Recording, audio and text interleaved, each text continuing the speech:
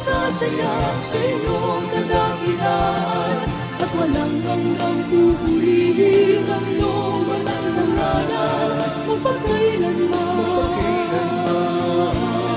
namin hiniran.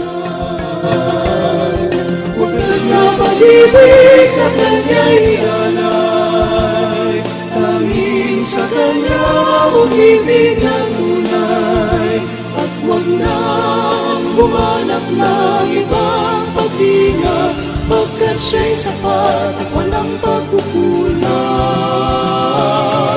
Umaawit sa'yo, Ama, ang buong kapatiran, ng piling ng pagsasaya sa iyong kadakilan. At walang hanggang pupurihin ang iyong banal na ngalan,